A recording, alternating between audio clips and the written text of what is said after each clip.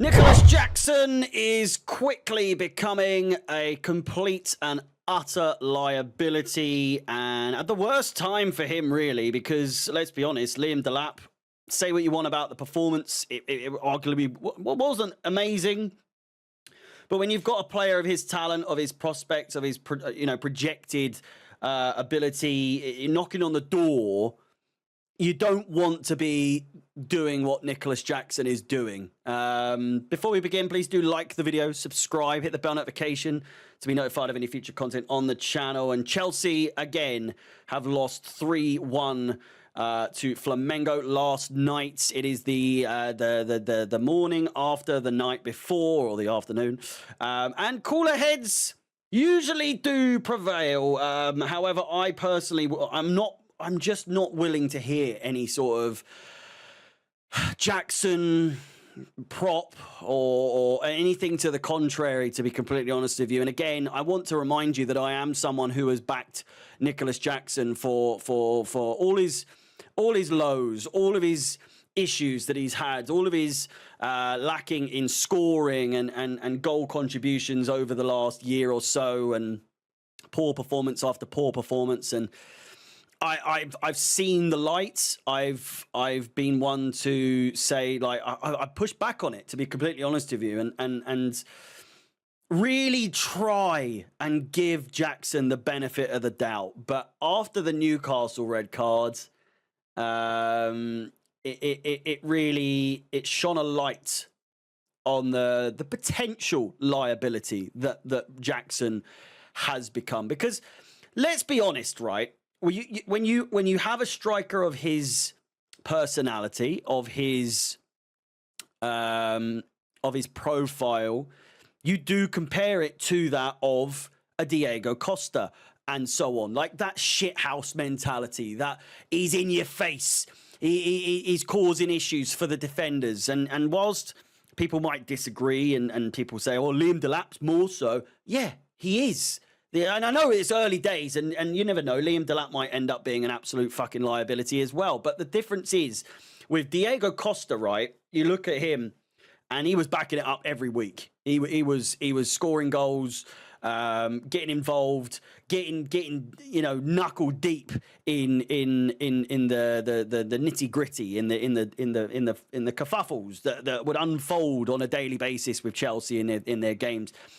And to the surprise of me and probably everyone else, might I let you know, Diego Costa never got sent off for Chelsea, at least from where I've looked. And I was surprised. I was shocked.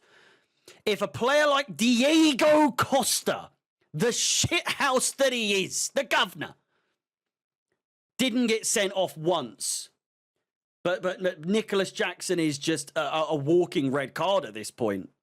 He's just a liability in the sense of, it was such an important game in the context, in the scheme of things. And I've had people comment, say, like, you're overreacting. It's just the Club World Cup. Fuck off. Just because your standards or your expectations are through the floor doesn't mean my expectations and what I want to achieve. I'm not expecting Chelsea to win this tournament in any way, shape, or form. But for you to come to me and say that I'm overreacting because, well, we're not going to win it anyway, fuck off. Just fuck off and support a team. Support Palace.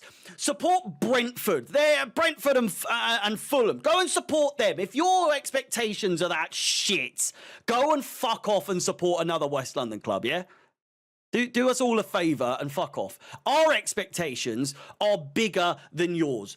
I know, in the context of what's going on, of course, there's a level where it's like, well, we're not the finished article. There's growing pains. We're going through issues at the moment. But we should be winning games like that. Full respect to Flamengo, best Brazilian side in current, rankings and all that sort of stuff. The South American teams, they're doing well.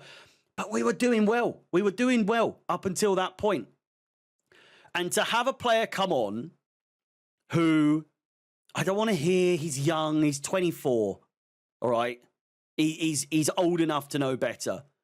He's in a position where he's fighting for his position.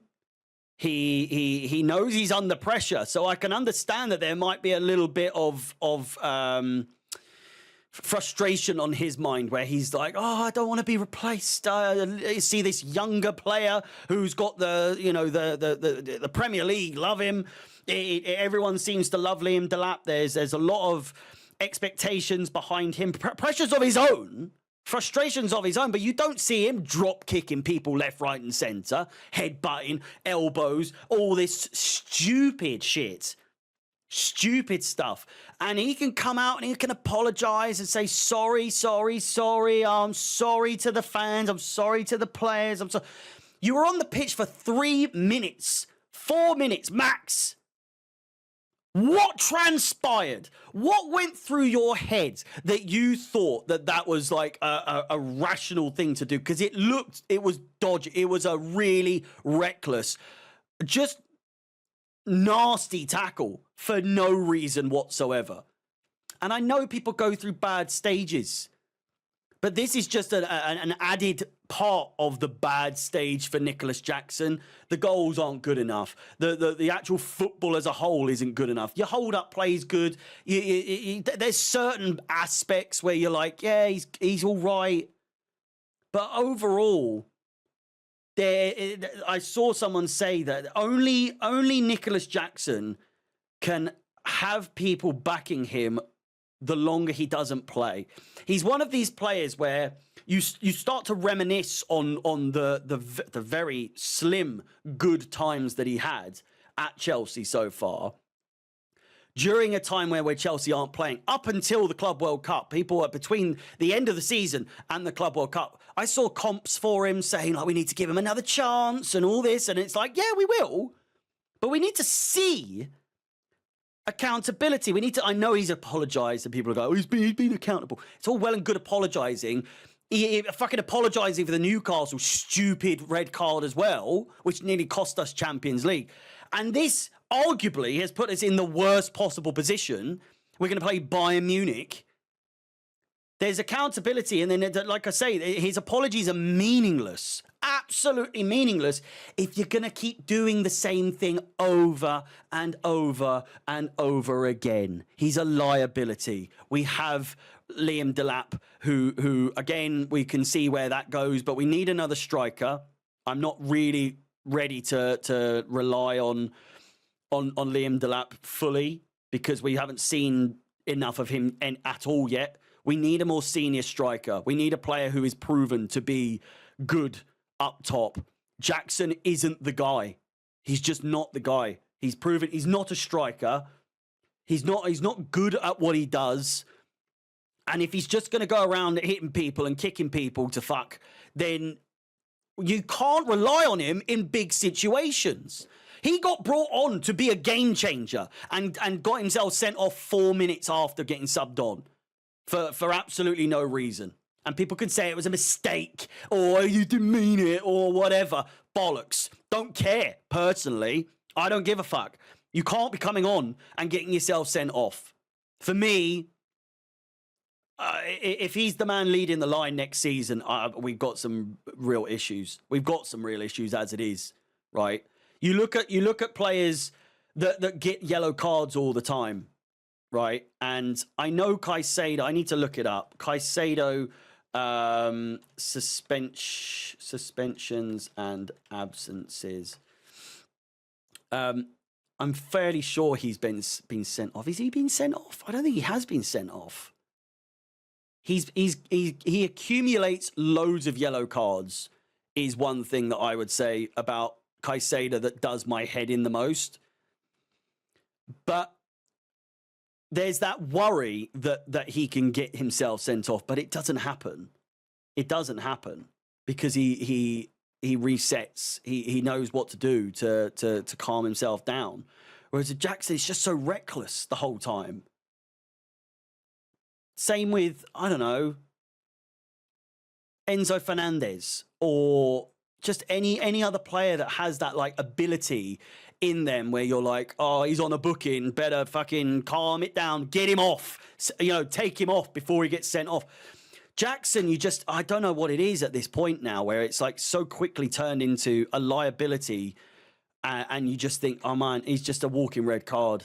I know it's like recency, and people are going to be saying I'm over exaggerating, but I'm not. We need to nip it in the bud before it gets too much of a problem. Let me know your thoughts in the comments down below. Like the video, subscribe, hit the bell notification to be notified of any future content on the channel. Next game is Tunis Esperance. So a Wednesday game, 2 a.m. kickoff. I'll be live half an hour before the game, 1:30 a.m. UK time. I look forward to seeing you there. As always, my name is Harry. Up the Chels, and peace.